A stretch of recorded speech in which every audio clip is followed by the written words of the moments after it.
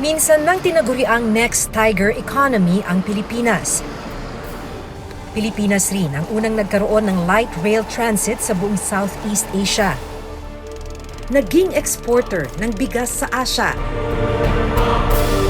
At isa sa may pinakamataas na literacy rate sa buong Asia noong 1980. Pero ngayon, ano na nga ba ang narating ng Pilipinas? Kumpara sa mga kalapit bansa sa Southeast Asia gaya ng Thailand, Cambodia at tingnan natin kung gaano kasikip yung loob ng bus na ito. Vietnam. Ano ang pwede nating matutunan sa mga Pilipinong nakikipagsapalaran ngayon sa mga bansang ito?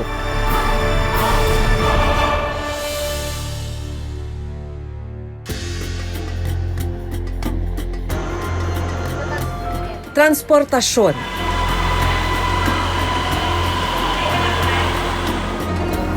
Isa sa mga sukatan ng kaunlaran ng isang bansa. First impression ng mga turista.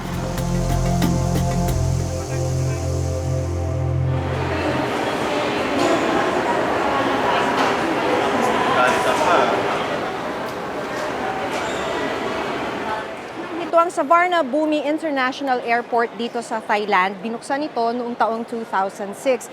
Isa ito sa pinakamalaking airport sa buong Southeast Asia. Katunayan, umabot sa 63 million na mga pasahero ang dumaan sa airport na ito noong nakaraang taon.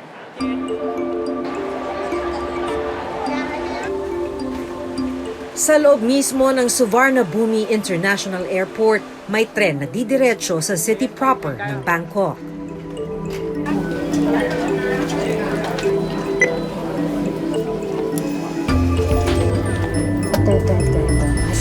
Meron na tayong ticket para makasakay dun sa rail link hanggang city center mula dito sa airport.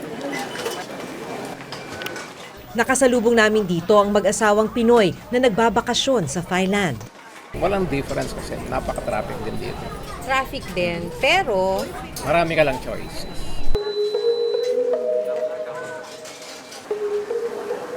pagdating mo dito sa Suvarnabhumi International Airport ng Thailand, bababa ka lang, ay makikita mo na itong airport link. Itong airport link ang nagdudugtong sa airport sa kanilang city center sa Bangkok. Kada 5 minuto, may dumarating na tren.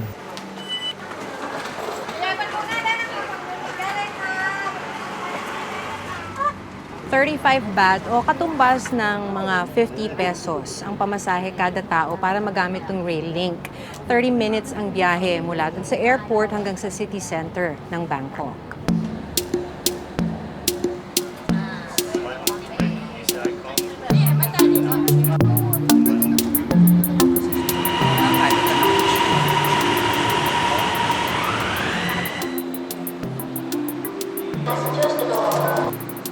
Mula sa airport link, bumaba naman tayo para lilipat sa MRT.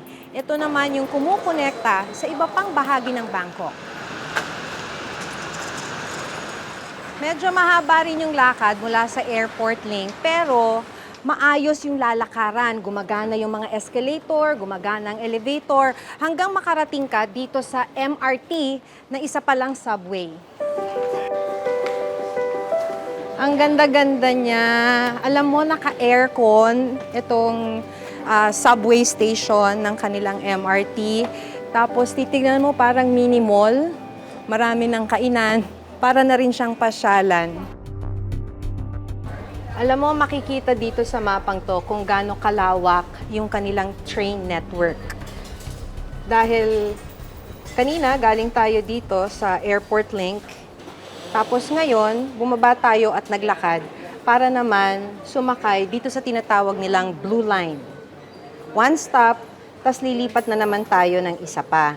Kung makikita mo itong train network nila, talagang malawak na. And it covers most of Bangkok. Ang LRT Line 1 at 2 ng Pilipinas may kabuang haba na 30.63 kilometers. habang ang MRT may habang 16.9 kilometers. Samantalang ang MRT nila may kabuang haba na 44 kilometers. SkyTrain na may habang 50.85 kilometers. Ang Airport Link ng Thailand may habang 28.5 kilometers. Bukod sa tatlong mass rapid transit sa Thailand, meron din silang State Railway of Thailand o SRT na bumabiyahe naman mula Bangkok papunta sa iba't ibang probinsya. Tulad yan ng Philippine National Railways o PNR na bumabiyahe mula Maynila hanggang Bicol. Gayunman, may ilang linya ng PNR na suspended sa ngayon.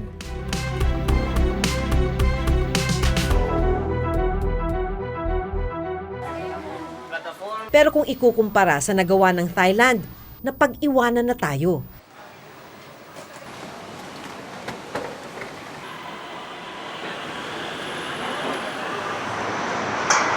Dito sa Bangkok namin nakilala si Seth Encina na 4 na taon nang naninirahan dito.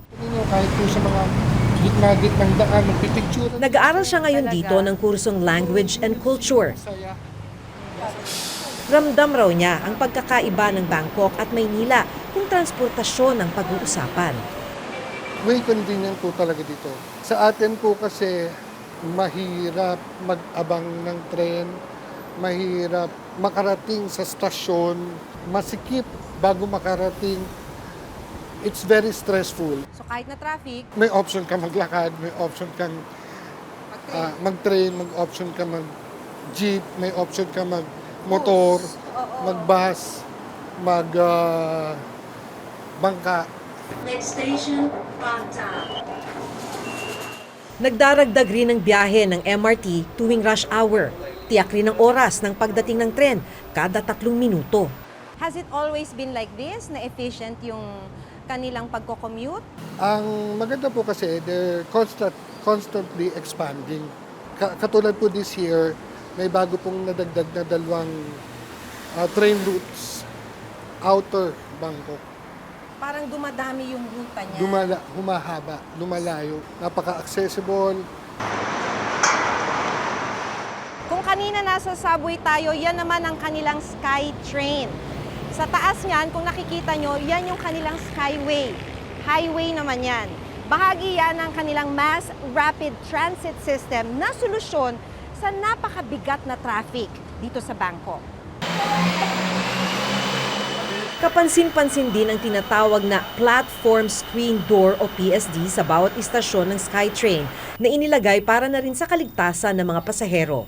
Kasi po dito, ang pinakamaganda, inuuna ang pangangailangan ng tao, which is transportation. Ang tao ay parte ng ekonomiya. Pag walang galaw ang tao, mabagal ang ekonomiya. Mainit ang ulo ng tao. For you to get that out, yung stress ng tao sa transportasyon, yung tao magiging efficient sa trabaho. Kasi mababawasan yung oras mo sa biyahe. Nakakapagpahinga siya. Bago maisaayos ang railway system sa Bangkok, problema rin ang matinding traffic sa lungsod. Minsan nga itong tinawag na most congested city in the world. Pero gumawa raw ng mga proyekto ang gobyerno na magbibigay ng alternatibong transport system sa mga commuter. Isa si Neilmar Castillo sa mga tumutulong sa ginagawang expansion ng railway system sa Thailand. Consultant siya ng isang railway company dito sa Bangkok. In Thailand, they are more modern now. Modern railway na sila. They are already following the railway infrastructures in other countries. So I can say they are moving up. Ilang taon para maka-develop ng isang reliable train system? Siguro we can say 5 years. 5 years? 5 years. From the planning stage, okay? From the feasibility stage. Yes. Yeah, time na they will construct. Okay? So yung pinakamabilis ha. Here in Bangkok, they have rule book. Okay? So all railway system sa Bangkok, they follow their own rule book. So lahat kayo ng mga operators ng train, kailangan sumunod dito Sumunod sa sa rule book. Sa datos ng Department of Transportation o DOTR, noong 2018, umabot sa 1,712 ang naging aberya sa MRT-3. Bumaba ito kumpara sa 2,918 na glitches noong 2017 at 3,268 na kaso noong 2016. So yun yung pinaka-challenge natin. Not only the railway system itself, but the passengers' safety ang pinaka-major concern natin. Habang nasa biyahe kami sa MRT, nagtanong si Undersecretary Timothy John Bata ng Department of Transportation o DOTR habang sakay ng MRT sa ilang commuter. Sobrang haba talaga ng pila from north pa lang. So kumakain na lang ng hanggang 2 hours.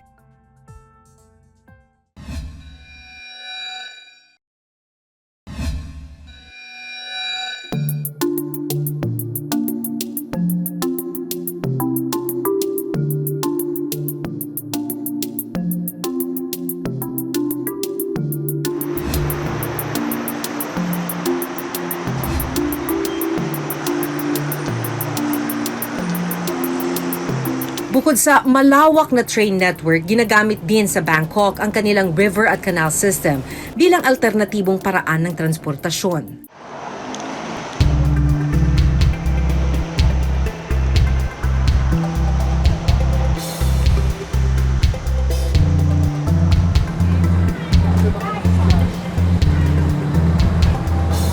Sa atin, ilang beses nang tinangka na gawing commuter lane ang Pasig River. Binubuhay siya uli ngayon. Pero dito sa Bangkok, itong canal boat ay integral part ng kanilang transport system. Isang mahalagang option para sa mga commuter, lalo na pag rush hour. Katulad ngayon, rush hour at marami sa mga commuter gustong makaiwas sa matinding traffic dito sa Bangkok, kaya punong-puno itong canal boat.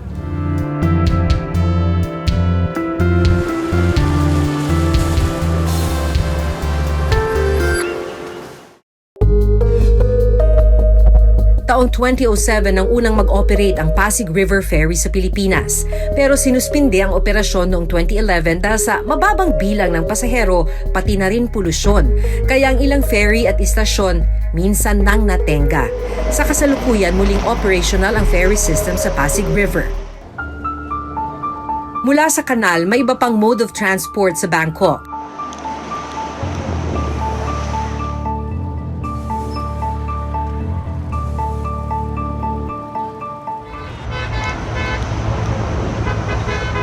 Tulad sa Manila, problema rin ang traffic dito sa Bangkok. Dito nga lang, ang traffic dito ay rush hour sa umaga at rush hour sa hapon. Ang problema sa Manila, wala nang pinipiling oras ang traffic.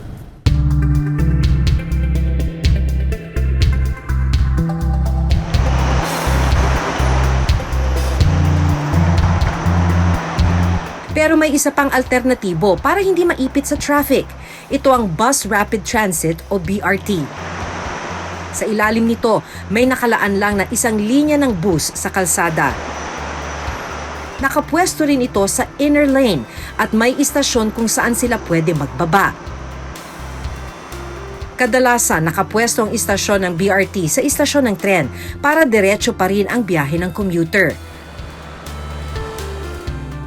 Umuusad din palagi at hawak ng gobyerno ang BRT.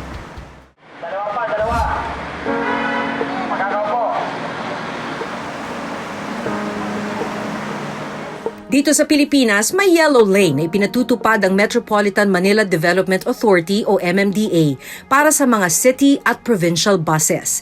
Pero may mga pagkakataong halos hindi na umuusad ang bus lane. Nakapanayam ko ang General Manager ng MMDA na si Jojo Garcia habang binabaybay ang EDSA. Sir, ang parusa para sa mga commuter, wala ka na ngang masakyan, sobrang traffic pa. Kalbaryo on both sides. Yes, oo. Totoo yan, no? Kasi kung makikita naman natin talaga, no? Yung ating city buses, no? It's really more than enough. It's more than 4,000. The problem is, kaya talagang naiipit sila. Pag nagka-traffic kasi, hindi mabagal ang turnaround ng mga bus, no? Actually, the main cause of traffic, number one really is the volume. Number 2, discipline ng mga drivers. Number 3, infrastructure. In EDSA alone, a day, ang dumadaan dito average more than 400,000 A day. a day. Ang Ang capacity capacity ng EDSA natin to run 25 to 30 kilometers per hour, siguro mga 280 lang. Sabi ko nga, kung natuloy yung scheme ko ng banning ng provincial buses, sabi ko nga 50% ng dumadaan sa yellow lane, tatanggalin mo eh. Hindi congested kagad ang luwag niyan. Ngayon, ano next step ko? Sabi ko nga, lalagyan ko ng fence ang pedestrian, di ba? Lalagyan ko rin ng harang ang yellow lane. Bibigyan ko ng sariling lane din ng motorsiklo. Pag yan na-segregate natin ang bawat isa, ang luwag niyan. Sino makikinabang? Commuters. Itinanong rin namin kung posible ba ang ilang pulisiya na ipinatutupad ng Thailand gaya ng bus rapid transit. May programa na kami ng DOTR dyan. Kung matatandaan nyo, yung leftmost lane, yung tabi ng MRT, dapat na gagawin namin dedicated sa bus lang. And we have 7 stations lang muna, stops, kasi gagamitin natin yung MRT. Wala nang pag-asa kasi nga, dagdag ng dagdag ang sasakyan, yung ating infrastruktura, ating mga kalsada, hindi naman nadadagdagan.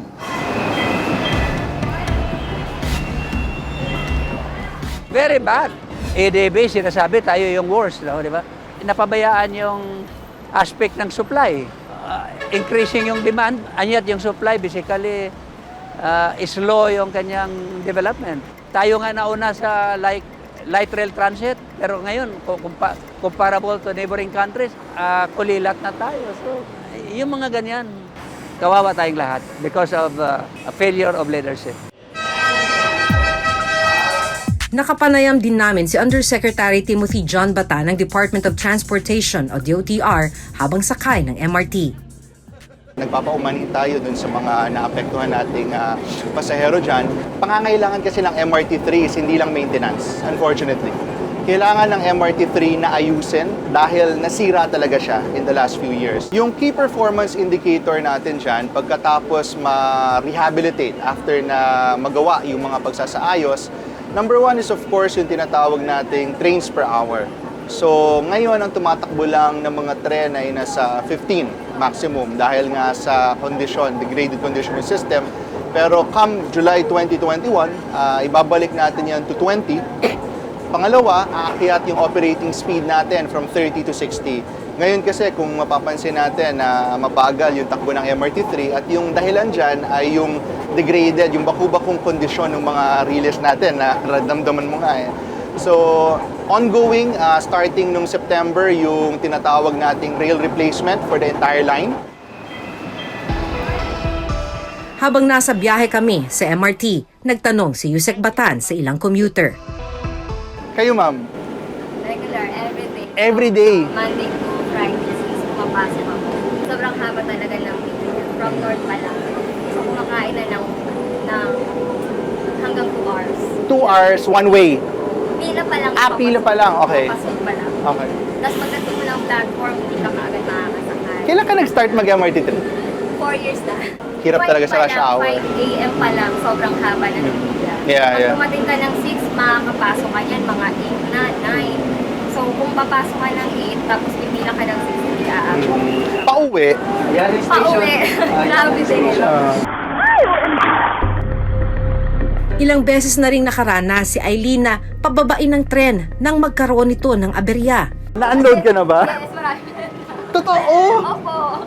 Mag-unload, Cubao, Santolan. Oh ma'am, i-trivia kita ulit. Okay. Ang worst namin na unloading was 2016, 550. So almost every other day, meron kang unloading. Ngayon ma'am, last year meron pa rin mga nasa 55 pa rin tayo last year. Pero this year, as of November, 25. Pero ang pinakakailangan daw ngayon, mga bagong infrastruktura, gaya ng bagong expressways at bagong mass transport system gaya ng tren. Sa isang syudad tulad ng Metro Manila na very congested, kailangan nakatugma, kailangan akma yung mode of transport dun sa syudad. Siguro kung hindi tayo congested, siguro sapat na yung mga daan, sapat na yung mga kanya-kanyang sasakyan. Pero dahil congested tayo, kailangan nating pagtuunan ng pansin yung pagpapalawig ng mass transport network natin.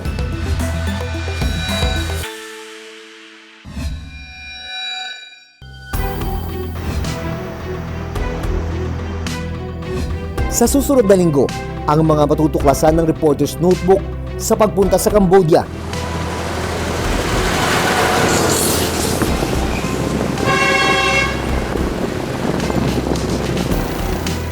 Dahil yung iba nagmamadali na makarating sa kanilang trabaho, sa biyahe na sila kumakain, tulad ng mga kasama ko ngayong babae. At Vietnam. Sa mga kalsada dito sa Vietnam, ito yung kadalasan mong makikita, mga motorsiklo. Kukumustahin din ang iba't ibang proyektong ipinatutupad sa ngayon ng gobyerno ng Pilipinas para masolusyonan ang problema sa mass transport system. Hanggang sa susunod na Huwebes, ako si Maki Pulido. Ako si Jun Veneracion at ito nakatala sa aming Reporter's Notebook. Notebook.